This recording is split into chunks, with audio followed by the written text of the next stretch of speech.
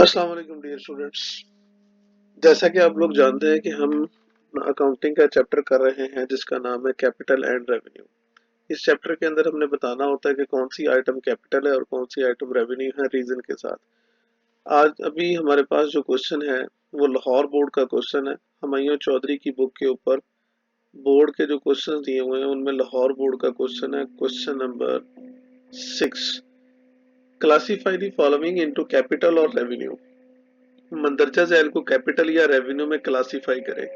तो serial number 1 है। सबसे पहले हमारे पास है brokerage and stamp duty on purchase of investment. Investment सरमायाकारी की है हमने, उसके ऊपर स्टैंप ड्यूटी और ब्रोकरेज यानी कमीशन वगैरह अदा किया है। इन्वेस्टमेंट हम करते हैं और इसके अगेंस्ट हमें जो फ़ायदा, माली फ़ायदा मिलता है, जो प्रॉफिट मिलता है वो लंबे अरसे तक मिलता रहता है। तो इन्वेस्टमेंट के ऊपर जो हमने खर्चा किया वो भी हमारा कैपिटल एक्सपेंडिचर है। रीज़न हम लिखेंगे because brokerage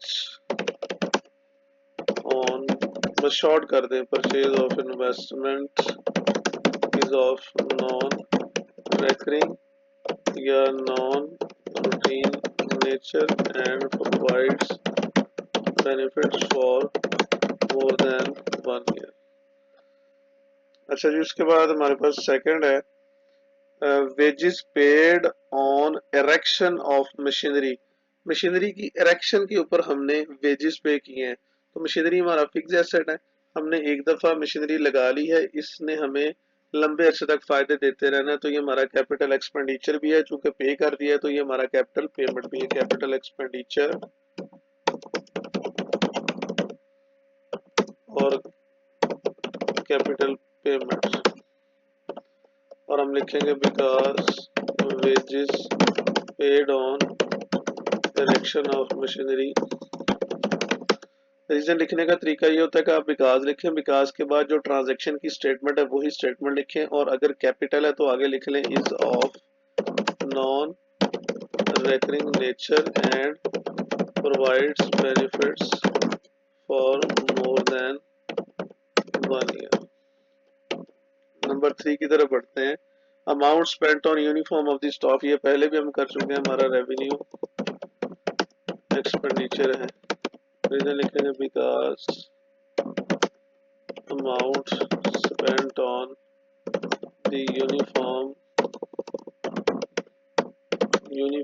of the staff is of recurring या routine nature and provides benefits for 1 year. तो जब रेवेन्यू होगा तो आप बिकॉज लिखेंगे, बिकॉज स्टैंडर्ड है, आप ये तो लिखेंगे और उसके बाद आप ये लिखेंगे is of recurring nature and provide benefits for up to 1 year, और दरमियान में इसके आप वो ट्रांजैक्शन की वर्डिंग लिख देंगे जो इधर क्वेश्चन में लिखी होगी। नेक्स्ट 4 की तरफ मूव करते हैं। Cost of repair of a motor car to bring it in working condition. Cost of repair of motor car to bring it in working condition. Motor car को वर्किंग कंडीशन में लाने के ऊपर हमारा जो रिपेयरिंग का खर्चा हुआ है। तो मोटर कार पहले चल नहीं रही थी, वर्किंग कंडीशन में नहीं थी, तो रिपेयरिंग ज्यादातर हमारी जो है वो रेवेन्यू नेचर की ही होती है। बिकॉज लिखें, उसके बाद ट्रांजैक्शन की वर्डिंग आ जाएगी, repair of motor car is of recurring लिख लें या रूटीन लिख लें, routine nature and provides benefits for, ये आप देखिए मैं लिखता हूँ provide benefits up to 1 year. देखिए थोड़ा सा मैंने चेंज कर दिया ताकि एग्जामिनर को पसंद आए।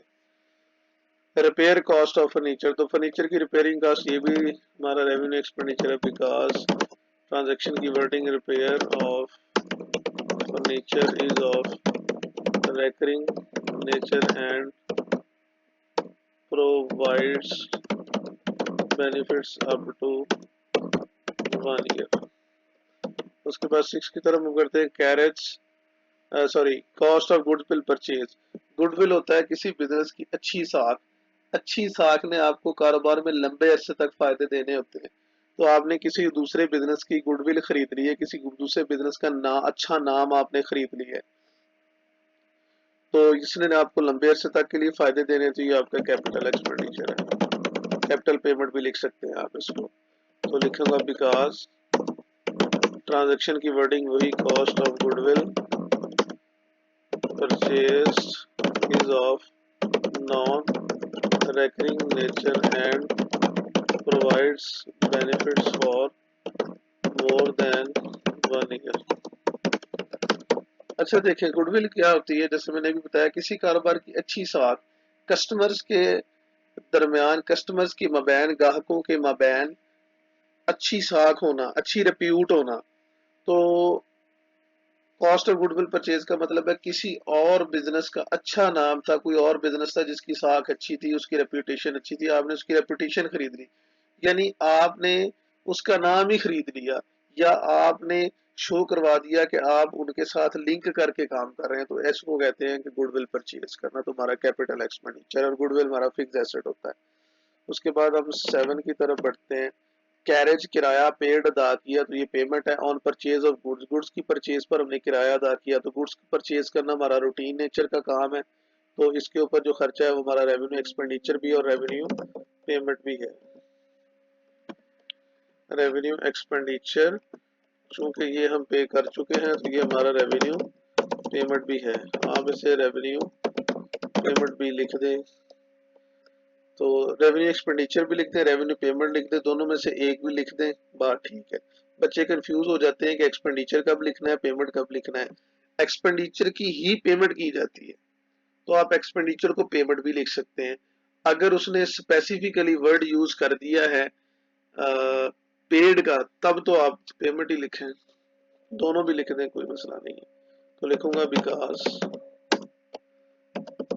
Carriage paid on goods is of recurring, routine nature की बात है, and recurring nature and provides benefits for 1 year। उसके बाद हम बढ़ते हैं 8वीं की तरफ। सॉरी, एक्सपेंडिचर और एडवर्टाइजिंग कैंपेन। एक्सपेंडिचर खर्चा ऑन एडवर्टाइजिंग कैंपेन, इश्तहारबाजी के ऊपर आपने खर्चा किया, तो इश्तहारबाजी आप करते रहते हैं। याद रखें ये एडवर्टाइजिंग है, हैवी एडवर्टाइजिंग नहीं है, अकेली एडवर्टाइजिंग है। तो तशहीर के अखराजात आपके रेवेन्यू एक्सपेंडिचर होते हैं। तो पेड नहीं लिखा, हम पेमेंट नहीं लिखेंगे, बिकॉज रीजन लिखते हैं because expenditure on advertising campaign is of recurring nature and provides benefits up to 1 year। 9 की तरफ बढ़ते हैं। Profit earned on sale of goods, profit earn, profit कमाया on sale of goods, goods को sale करके, goods को sale करके हमने प्रॉफिट कमाया। तो ये हमारा प्रॉफिट है, कि कौन सा प्रॉफिट है, कैपिटल प्रॉफिट है या रेवेन्यू प्रॉफिट है। हमने गुड्स को बेच के प्रॉफिट कमाया, तो गुड्स को बेचना हमारा रूटीन नेचर का काम है। तो गुड्स को बेच के हमने प्रॉफिट कमाया, यानी रूटीन नेचर का काम करके प्रॉफिट कमाया, तो ये हमारा रेवेन्यू प्रॉफिट है। हम लिखेंगे because profit on sale of goods is of recurring nature and provides benefits for 1 year। 10 की तरफ बढ़ते हैं। Cost of redecorating cinema hall, cinema hall को रीडेकोरेट किया है, तो ये पहले भी आ चुका है, हमारा कैपिटल एक्सपेंडिचर है। हम इसको लिखेंगे बिकॉज, अब थोड़ी पे शॉर्ट कर देते हैं, it is of non recurring nature and provides benefits for more than 1 year। तो ये बैठा था हमारा क्वेश्चन नंबर 6, बोर्ड का क्वेश्चन नंबर 6 था जो हमने किया। तो मैं उम्मीद करता हूँ कि आपको समझ आया होगा। तो ये एक में सीरियल नंबर का कॉलम, नेचर ऑफ ट्रांजैक्शन का, और आगे रीजंस मैं लिखता गया। ठीक हो गया जी, उम्मीद है कि आपको ये क्वेश्चन समझ आया होगा।